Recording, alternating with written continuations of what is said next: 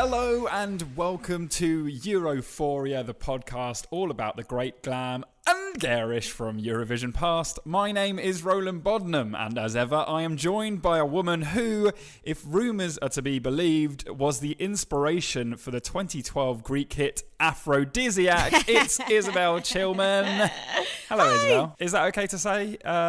It was either that or Greek's entry from the year after, Alcohol is Free, so I didn't know. I like both of them. Yeah. Both of them, yeah. No, I'm definitely. I'm happy to be anyone's inspiration. I'm always a muse, you know me. Yeah, amused to be amused. I'm doing very well, thank you. I'm actually having a really good day. I get to combine two of my most favourite things today. Later on is the American football Super Bowl, and I have some chicken wings marinating in the fridge right now. Wowie. But before any of that, I get to talk for an hour or more, depending on the edit, about Eurovision. So it's a good day. Lovely. How are you doing? I'm doing really well, thanks. I've had a pretty solid weekend. Yesterday, I did right. Normally, my weekends, I'm pretty sacred with them at the moment because I'm so tired all the time that I just hang out a lot. Yesterday, I went to near Stansted for a baby shower. Wow. Then straight into Finsbury Park to go bowling for a 30th, and then went from that into Angel on a date. Wow, that sounds pretty good. I didn't get to bed until about 3:30, and I don't know what happened to me. I think because I've been so exhausted. You know, like we've talked about this before. How sometimes when I'm very if I'm feeling very emotional, I'll go a bit hysterical. So instead of getting upset, I'll go the opposite and I'll go and get a bit manic. I had the giggles all day yesterday. Oh my God, a day it of kept giggles. happening. I kept crying with laughter throughout the day at weird little things. And the guy that I went on the date with was a comedian. Bless him. And I kept laughing at things, but he was very aware that they weren't things that he was saying. It was just things that I kept finding funny. It was just rather life. than him. But it was all very funny. It was all very fun. Oh, well, that's good. That's great. And you, I saw in your Instagram feed that you had a fairly ABBA-themed weekend, right? I keep seeing ABBA. Keep seeing ABBA. Keep hearing ABBA everywhere. I mean, normally it's me putting on ABBA, which is why I hear them. Yeah. But just all over the place. It's wonderful. It's yeah, great. really nice version of Mamma Mia that I in Angel High Street being played on a steel drums, right? Steel drums. Yeah, it was beautiful. Yeah, that was great. Well, there you go. Do you have a beverage with you, or are you avoiding that this weekend? So I have a beverage, but I have a lovely cup of rooibos tea. Oh God! So I can't open anything, but I can give you a little slurp. Here you go. Wait. Go on. Oh, sounds lovely. Sounds very, very comforting. As it's Super Bowl Sunday, I do have a beer with me, and it's 12:21 here, so that's absolutely fine. I have a bottle. It's Sierra Nevada again. It's a different type of Sierra Nevada. It's Torpedo, which is double strength IPA. I'm going for a big one this weekend. Wowie. Shall I open it? Yeah. Okay, here we go. Oh, that sounded good. Yeah, that could have been an advert for. That was lovely. Sierra Nevada.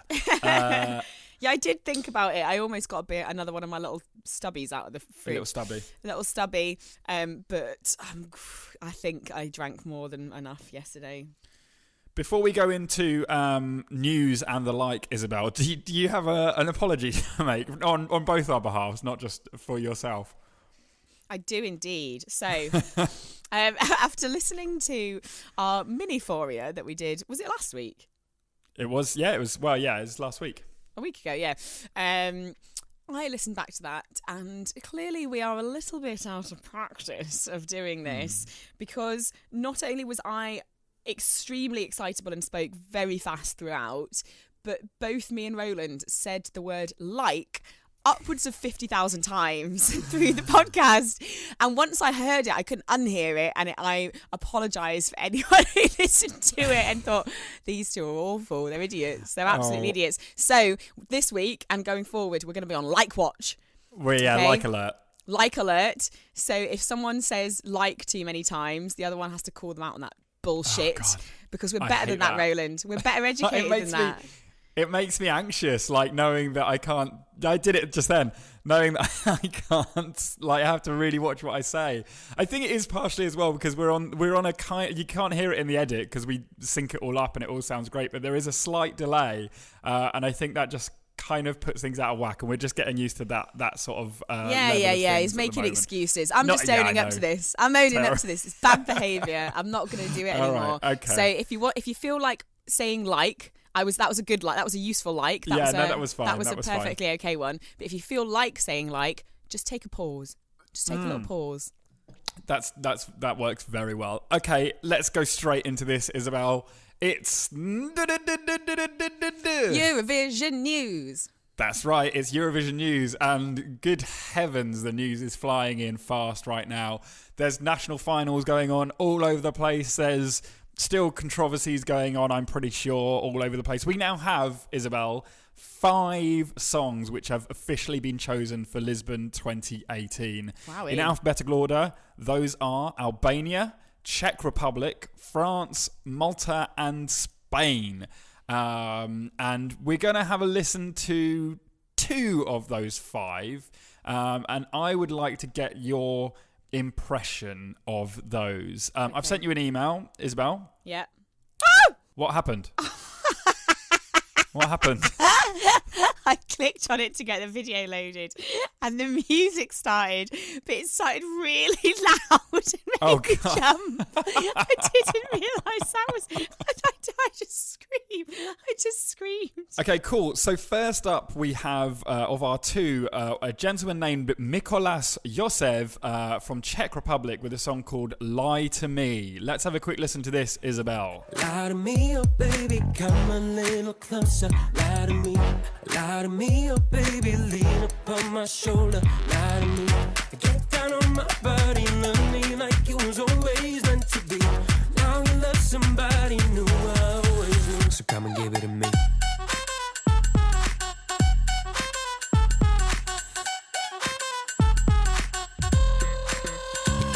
When the beat drops, she drop. So look, I'm quite happy with that song being an entry into Eurovision. He's clearly like a cheeky young lad who's doing a fun song. There's some fun trumpet in there. Seems like it's good fun, right? What do you think? Yeah, I'm fine with that. That'll do. I'm saying it will probably become lower side of the left hand of the board. Yeah, but that's okay. And like he's going to do perfectly well. He seems very fun. Something for the teen girls to kind of enjoy, and I mean, there's a bit of a. He is rapping. He is rapping in it, which is never. We stopped at the rap bit, so I'm still. The jury's out, I suppose, until I've heard the full version of it.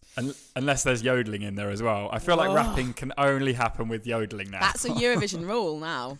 Okay, so I showed you that one as an initial one because it's fun, but it is also, I feel, the exception to the 5 that have been released so far. And I think our concerns about people trying to replicate the winner from last year but doing it badly is kind of coming true right now with the 4 other songs, which is a big concern of mine. And I wanted to point out Spain's entry right now. I'm not going to say anything about this because I want you to have fair judgment on it as well. I don't want to lead you in any direction. I probably have already, but by giving it all of that. This is Spain's entry with Amaya y Alfred with the song Tu Canción. I hope I pronounced that all right. Okay. Here we go. You ready? Nunca llegué a imaginar que viajar a la luna sería real. Lo pones todo al revés cuando besas mi frente y descubro por qué ya no puedo inventarlo.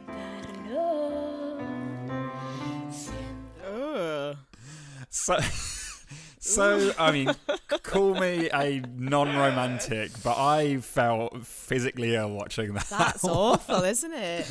It's so sickly. I feel like they're trying to almost recreate the kind of chemistry that Salvador and his sister had. You know, when they did the winning song and she came on stage and sung with him. But it's so cringy and horrible and over the top. I mean, do you think the same, or did you really love it and fall a little bit in love with him? What do you think?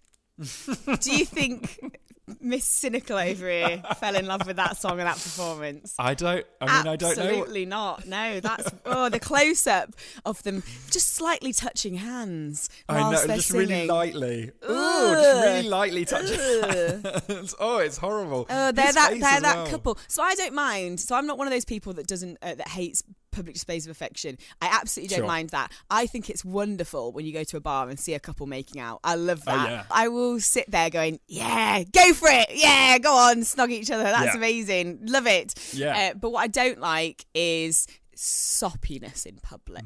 Public soppiness of just a light touch of the face and we're going to look longingly into each other's eyes. No, that's for private. That's dirty, mucky stuff to do in private. If you're not going to stick your tongues down each other's throats, I don't want to see it. All right? I don't want to see romance in public. I want to see sexiness in public. That's fair. I mean, I'm no prude. I'm absolutely no prude. I'm the opposite. You're the opposite of a prude. What's the opposite of a prude? I don't know. A sex pest? No. I'm almost certainly a sex pest, but with other people. But that's fine. Be sexy. Do sexy things. Sex positive I'm is what you are. 100% sex positive. I'm romantic negative. Yeah, that's great. Perfect. That's my blood type. I'm sex positive, romantic negative. It's definitely a thing. So the other songs are kind of there's one song from Malta that's a bit more upbeat, but France's one and Albania's one are both kind of soppy, and I'm a bit worried that we're going to go that direction, which I think is even more reason why our Eurovision You Decide entry Asanda, who we spoke about last week, needs to win, because if all of the songs are like this, my God, that song will stand out and be amazing, and actually that will push her even further up. So hopefully she's still favourite by a long shot, but we can't necessarily trust the odds on that. But hopefully she gets through and does us proud. Yeah, definitely. I watched after last week's. I watched some of her, because I don't watch Britain's Got Talent, so I watched some of her Britain's Got Talent things when she was like teeny tiny. Yeah, 12. And I mean, what we were saying about, as long as she can hold the stage, I'm not worried about that. Absolutely not worried about that. It's not living heck. Jesus, she could hold a stage when she was 12, 13 years old. Bloody she's going to be absolutely slamming age 16. She's got no fear. Okay, excellent. Well, let's move on then to some any other business. So we have two letters here, two emails that I wanted to highlight for us. One was from back on January 27th, and we didn't do it in the last episode because it was a mini one, and we generally don't. But we have an email from my new neighbour, Chance, not the rapper, from Brooklyn. And Chance says, "Hello, my darlings. Having you both back is such a delight. I've missed your voices tremendously. Straight to business. It's a good thing Roland is going to be forced to record these so early in the day. He's going to need practice drinking in the daylight now that he's in the new World Eurovision, which happens at 3 p.m. Last year, Chance went straight from Salvador's victory to a bachelor party for his dear friend. Chance says he agrees with Isobel. I mean, of course, Isabel's always right, we know, so that's fine. Agrees with Isobel about the state of the You Decide songs this year. Thank you. But felt the same way last year, and despite of the actual placement, Lucy gave a performance Brits could be proud of. The live version is so important. Chance says, wonderful story this week, Isobel, though Roland's bloodthirsty urgency to get to the kidnapping was a little worrying. On reflection, that probably came across strangely. It's just so exciting. It was exciting. Until next time, perfect pops and glorious glugs to you both. Chance from Brooklyn. Thanks, Chance. Thanks, Chance. Always lovely with the sign-offs. We also have another email from a long-time listener, several-time emailer, Lynn. And Lynn says, Hi, lovelies, and thank God you're back. Winter has seemed so long without you great glam and garish people. I love the new project of making the perfect song, but don't you know that it's super easy to make a song? You just have to believe in it and sing it all day long and then just roll with it, because that's how you write a song. As Alexander Rybak's new song says. Lynn says, I'm not sure if Rybak will get his comeback because Norway have so many good options this year. Let me here present a translation of Morendin, an actual contribution to Melody Grand Prix this year. Mm-hmm. To get the proper experience you need, find it on Spotify, trust me. So this was a song that was is in Norwegian, and Lynn has done an amazing job translating it into English for us. Would you like me? I'm not going to do all of it because it's quite long, and we're already running quite long as well. But I'm going to translate the key bits for you. So the song called Morendin. I'll give you the title of it in English. Okay. Your Mum. Oh. Here we go. So this is how it opens. I carry a secret. Something you don't know. I've fallen in love again, and I think I found my soulmate. She is tan and wet and wild. I think you know who I'm talking about.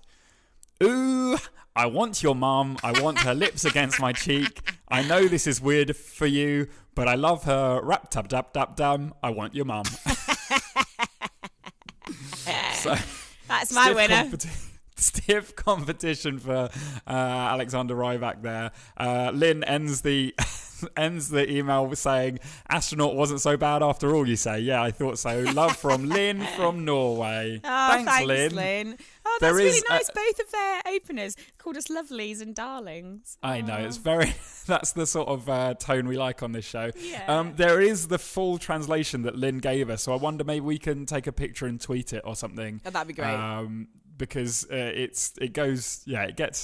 doesn't get much better.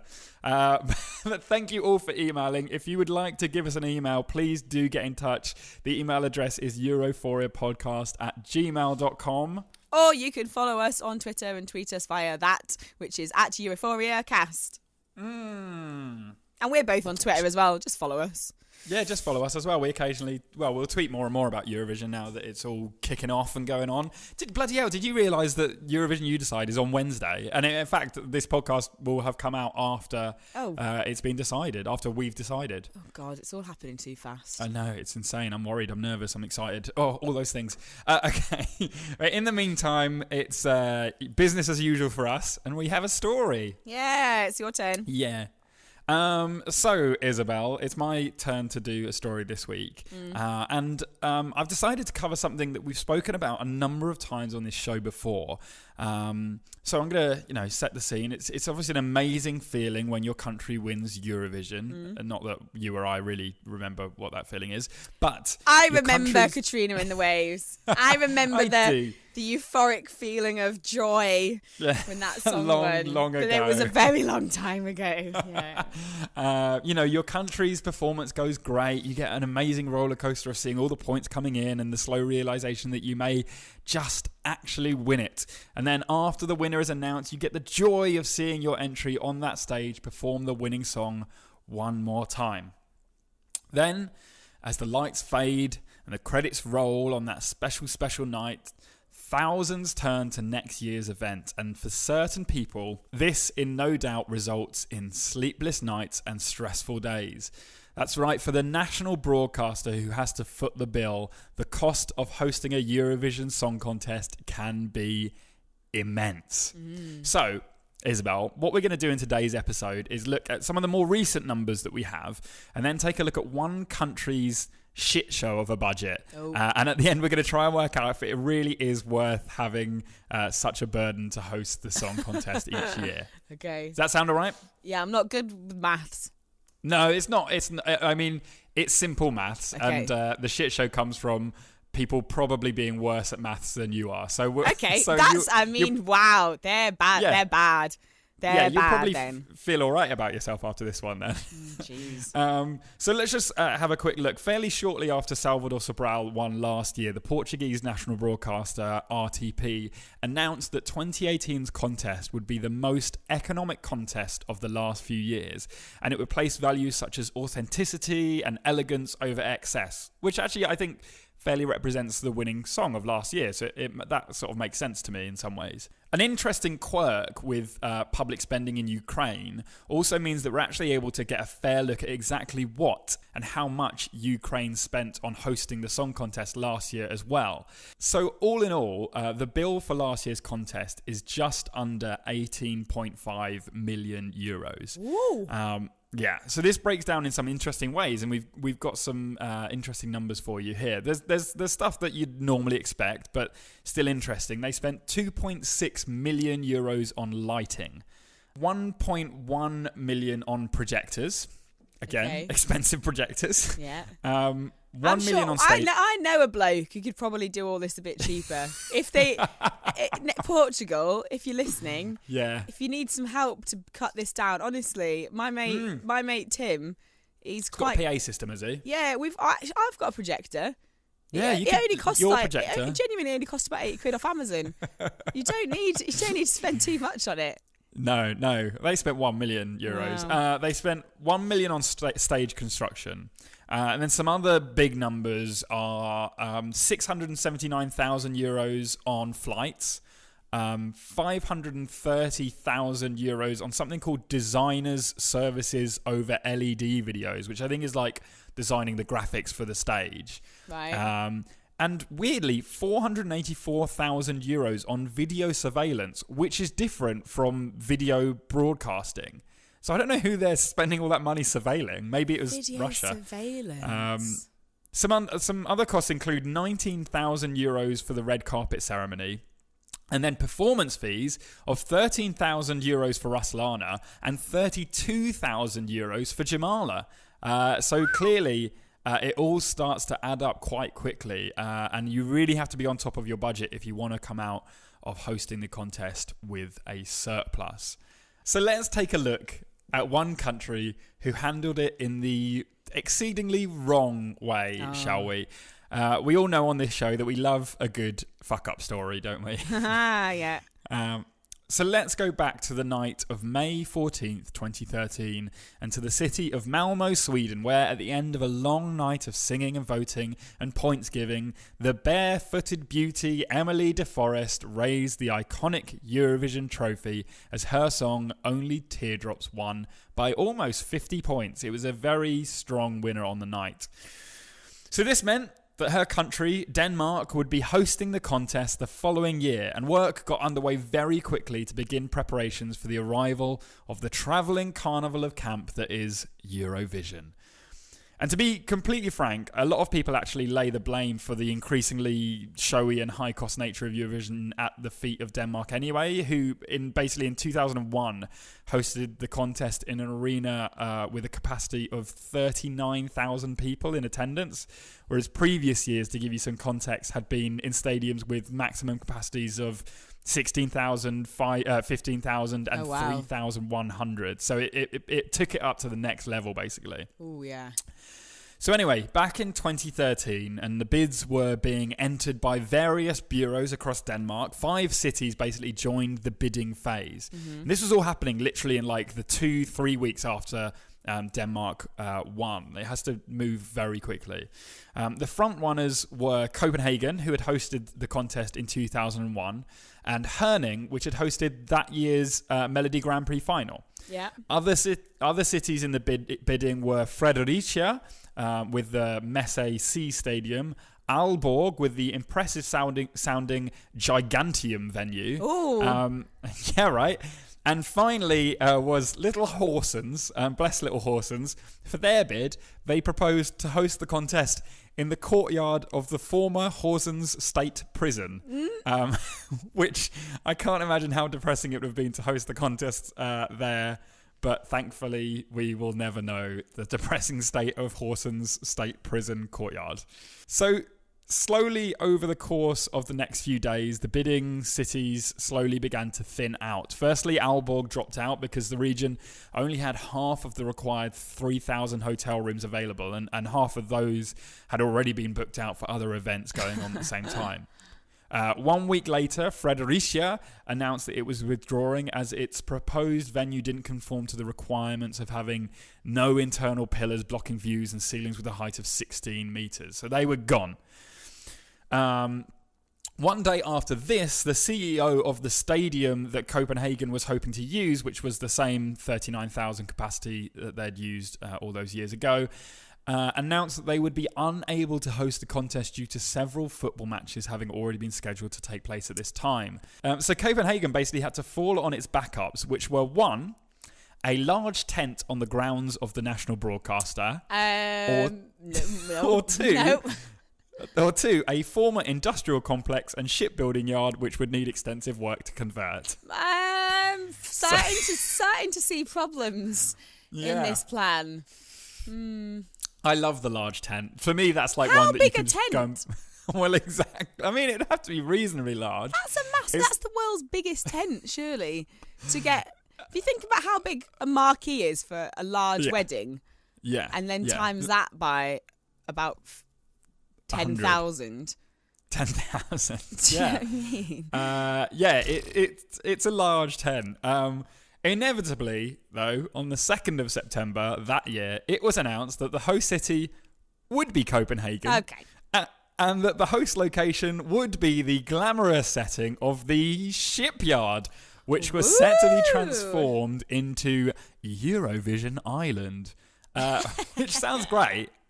I feel like maybe not setting it on a shipyard would help with the glam, but I think there should be a permanent Eurovision Island somewhere, maybe in the North Sea. Yeah. Might be a bit cold, but you know. So preparations got underway, Isobel, to get everything ready for the big night. This was all overseen, just to give you an idea of who's in charge of this bloody thing, by the official Convention, Event and Visitors Bureau of Copenhagen. This is a group called Wonderful Copenhagen. And actually, the budget that they put in their bid was a very reasonable 4.65 million euros. And that's very reasonable, isn't it? I mean, it's really reasonable to hold something as big as the Eurovision Song Contest for 4.65 million euros. Just very reasonable. Ukraine spent 2 million just on lights. Yeah, they did. they did. I mean, this was, 4 whole years before that. So, it's I'm not, as mentioned, I'm not good with maths. I'm also not good with economics. But I don't think money inflated that much in the space of 4 years that you can go from 4 million to 80 million, whatever it was. Yeah, you're probably right. I think I'm good enough at that. So it soon became pretty clear that Wonderful Copenhagen was not quite as wonderful as their name might make you think. No, the Bureau actually had practically zero experience in construction projects before this bid. Oh, Christ. And it soon became apparent that it's probably a good idea to have at least a little bit of experience in construction projects before taking on something of this scale. Things started to go wrong when it was realised that the brief put forward by Wonderful Copenhagen, and their name will sound more and more ironic as we go along, had failed to include funds for basics such as electricity. Oh. But you definitely need that for Eurovision. It's not. I mean, unless like Portugal are going to do like a candlelit version next year, you do need electricity. Yeah. Maintenance and even toilet facilities for the crowds attending the shows. They hadn't budgeted that in. Right. So quiet, dark, and stinky. People would just have to hold it. Just really stinky. Really stinky. Poopies and peepees everywhere. This is where the finger pointing began. Wonderful Copenhagen, again, ironic, claimed that rather than it was them failing to put the cost of those items in the budget, which, I mean, they weren't on the budget, they had simply increased dramatically, partly due to the venue's sewage system being defective. Bear in mind, it was because it's a shipyard. Old shipyard. Yeah. Partly due to the national broadcaster placing the employee and media facilities in tents outside the venue instead of inside as originally planned. So again, tents being a source of problems there.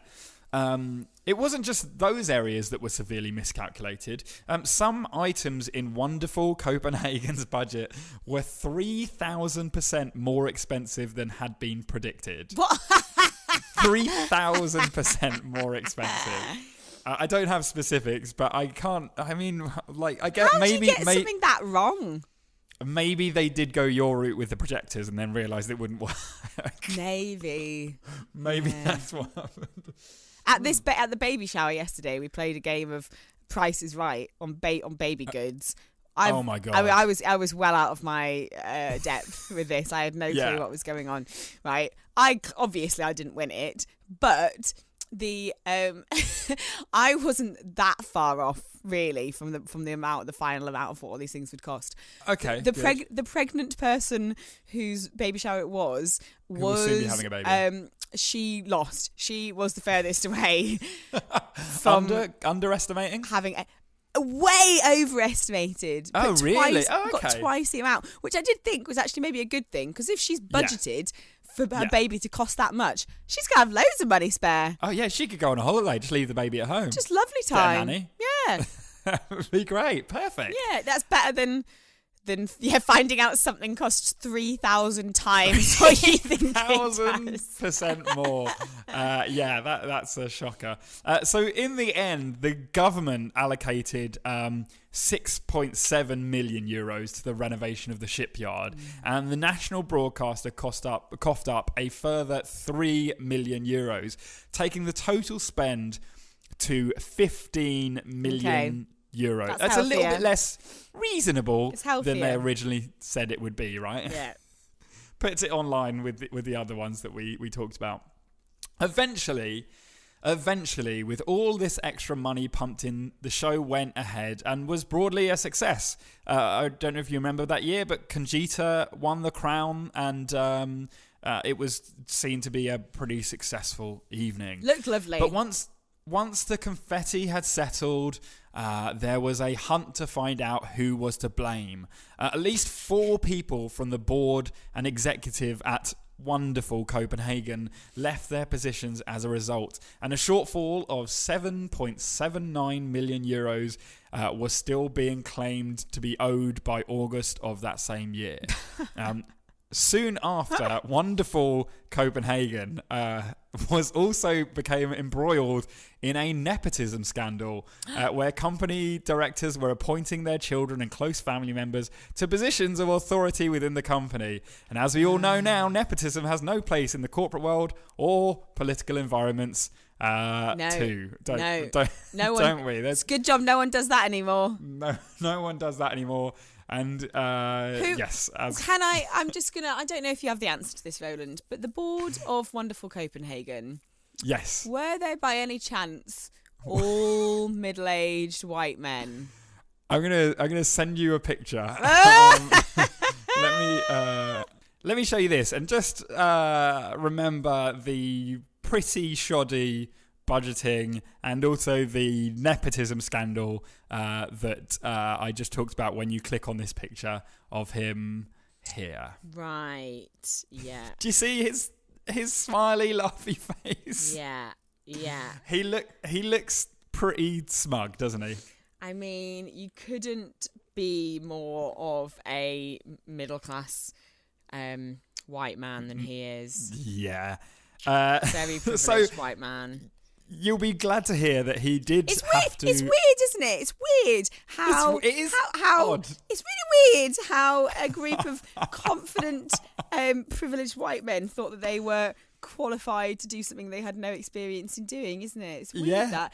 And that they're Weird. and that their son and brother and whatever else, they'd be good at the job too, even though they have they've not done very this. little experience. Sure, they'd be good at it. I fine. honest to God wish I had 2% of the confidence of a privileged middle-aged white man. Just 2%. If we just And shared even that when out. they do fuck up, he's now the CEO of something called strategic tourism. Great. So there you go. Yeah, good. He's Of course doing he is. fine for himself. Of course now. he is. I was going to say you'll be glad to hear he's had to stand down as CEO, but he's doing fine, so that's all right. They're always fine, Roland. Don't you worry. Yeah, they are. Even if they could literally murder someone in public, men like this, and they'll still be fine. They'll still be fine. In case anyone's wondering, his name is Lars Burhand Jorgensen, and if he comes to you with an offer to do some strategic tourism for you, just say no. Just say no. Thanks. I'm all right. Thanks, mate.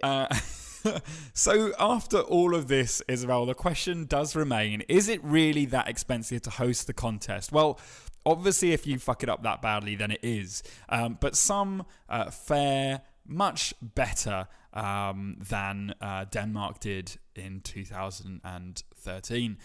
Malmo was the previous year and had a cost of £17 million. We've gone to pounds now. £17 million. It created 130 full-time jobs and had a tourism spend of £16 million. So I feel like that's pretty good. And you know, that's not taking into account things like sponsorships and things like that. Yeah. I think they did pretty well there. So looking at that sort of thing, it's the same with any major project. Manage it well, and it's likely you'll be able to recoup the cost, but employ a nepotistic, poorly run organisation who's never managed a project of that scale before, and it's likely you'll be chasing money for the next decade. And that, Isobel, is my business lesson of the week. Wow, that's a lesson for us all, isn't it? Right? It's a lesson I need to learn. Well, maybe I feel like it's a bit late for Lisbon now, but whoever's listening who wins the contest next year, San Marino.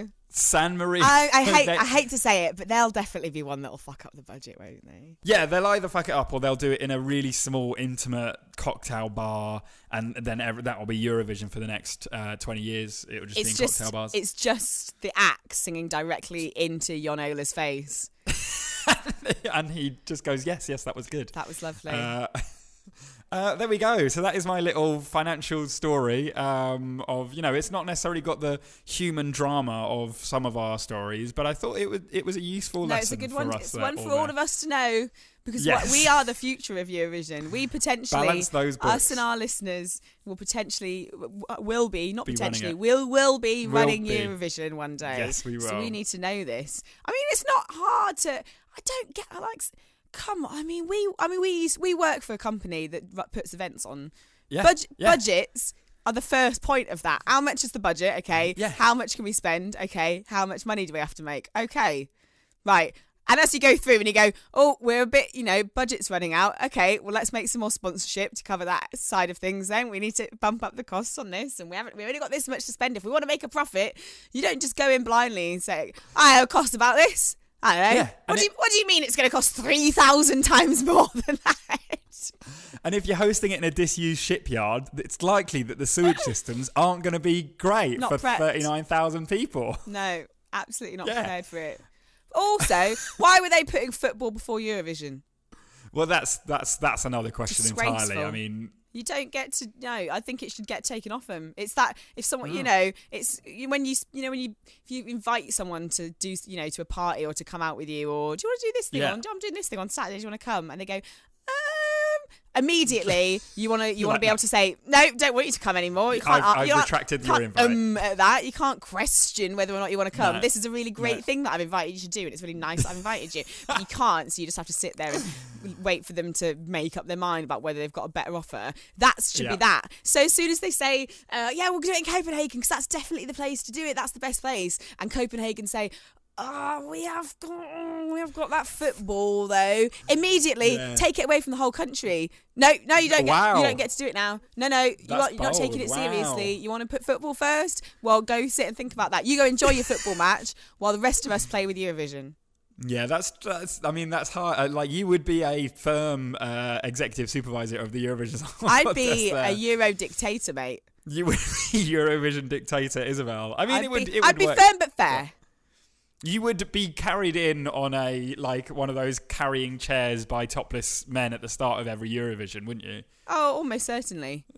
Yeah. I feel like Jon would want to do that as well, but he's just got that little bit extra self-control. But I don't have that. I am no. I'd be kind to my subjects. I would. You would be, but you'd want to be treated like a pop camp Eurovision queen. Yes, exactly. Yeah, that's fine. I'd be a pop dictator. Yeah, pop dictator. That's okay. Great. That's acceptable. That's fine. Absolutely fine. Yeah. Okay. So, Isobel, we've done our business lesson of the week, and it's now time to return once more to our musical odyssey that is collectively coming up with a Eurovision hit this year. Yeah. Now, last week, we looked at words and the types of words and themes that we may or may not use. We discovered that words like thunder, lightning, and eyes are great, but words like heart, sunshine, and moustache are not great. No one likes a moustache. No one likes a moustache, apparently. Today, Isobel, it's time, after our business lesson, for some music theory lessons. Aww, hooray! I love learning, me. Hooray, I hear you say. But thanks this week to actually some great reporting in the New Statesman, we have some vital stats to look at about how to make a winning song. So, Isobel, we're going to look at two aspects here to help us on our way. Firstly, and a fairly major one, is the key of a song. Now, The Economist writes that as far as pop music is concerned, there are two main types of key you can write a song in. That's major and minor. And now, like, the kind of very broad generalization is that major sounds happy and minor sounds sad. Now, actually, to help us with this, I've actually recorded two examples of chord progressions, and they both follow the same chords, which are D, G, and A, but one is in a minor key and the other is in a major key. Shall we have a listen to these two ones? So just for all the dum-dums out there, including myself, if you were on a piano... Yeah. Is the major ones the big keys and the minor ones the little keys? No, it doesn't. I mean, generally, like, if you're looking at C major is all the white keys, and then to make C a minor, you throw in a couple of the small black keys. So they make it sad. No, because a D major has black keys as well. It just depends on what the actual pitch of it is. You'll hear the difference in these two examples, though. So if you play the first one, this is an example of a minor key. Let's have a listen.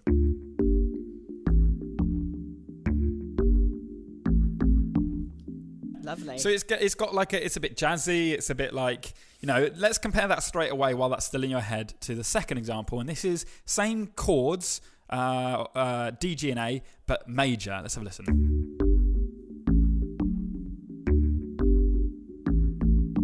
So they might sound quite similar to you, but what the New Statesman says is that major keys used to do very well at Eurovision in the 20th century. However, since the year 2000, 12 of the, at the time of writing, 16 winning entries were in the minor key.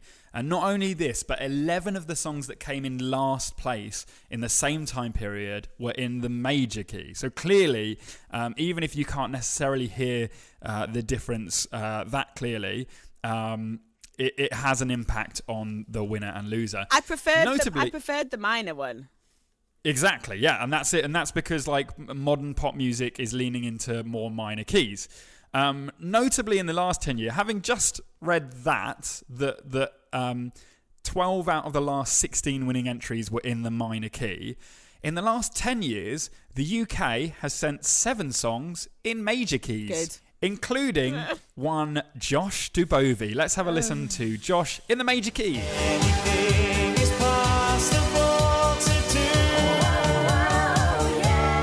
So if you bring the sunshine, I'll bring the good times.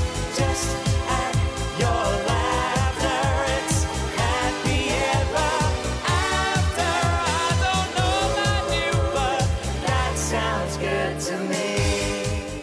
Okay, that was Josh Dubovi there. Honestly, I forget each time I listen to that how bad it was. Not just the song, but his stage presence, the staging, the dancers, the outfits. It's so bad. One Anyway. of the weirdest things. It's so clearly we've fallen into this trap of sending a major key song to the Eurovision Song Contest a lot in the last 10 years. It's also worth noting that 3 of the 6 Eurovision You Decide entries this year are singing songs in a major key. Can you guess which 3 of the 6 they are, Isobel? The girlies. Goldston, yeah. Goldston with I Feel the Love is in the major key.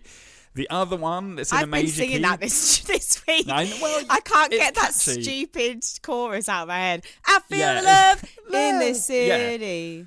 The other one that is in a major key, surprisingly, despite the lyrical content, is Jazz Ellington with You. Yeah. And lastly, despite us saying it actually has a European pop vibe, apparently Suri with Storm is also in the major key. So if you're wanting to vote for a winner, those are 3 to avoid there. So for our babe's in minor. Oh, she's in minor. Yeah, she's Good. doing fine. She's doing great. But Okay, so let's look. astronauts. Well, I was hoping astronauts would be in a major, but it's not. It's in a minor. It's actually in an all right key, but That's the only thing all right about it. That's the only thing all right about it. Okay, so lastly, and our second part, let's look specifically now at pitch. So key is one of 2 things, major or minor, basically. Pitch is one of 24. Oh, you've lost me.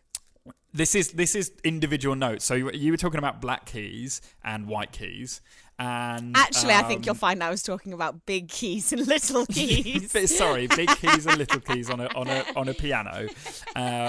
So let's stick with that. So so there's like the big keys are like C, D, E, F, G, A, B. That is the octave of C there that I just recited. And then the black keys, or the little keys as you refer to them, is slightly more confusing because sometimes they have 2 names because they could be C sharp or D flat, which means that there are 24 notes basically available to you. So which means if it was down to pure chance, you would basically, each pitch would have a 1 in 24 chance of winning, right? So every year it would be a real mix. Okay. But that's not the case. A much higher ratio of winning has come to one particular pitch, and that pitch is D minor. Oh, that's the which best is actually one for in the last, considering it should be 1 in 24, in the last 10 years it's won 3 times, which is very high considering the potential ratio. Some songs you might recognise who are in D minor, or which are in D minor, are Conchita Wurst's Rise Like a Phoenix and Alexander Rybak's Fairy Tale. And of course, my own United We Dance, Divided We Fall as well. That's one of the best ones. That was one of the best ones. And just because I will always find an excuse to play it, let's have a quick listen to Alexander Rybak's Fairy Tale in D minor. I'm in love with a fairy tale, even though it hurts. 'Cause I don't care if I lose my mind, I'm already cursed.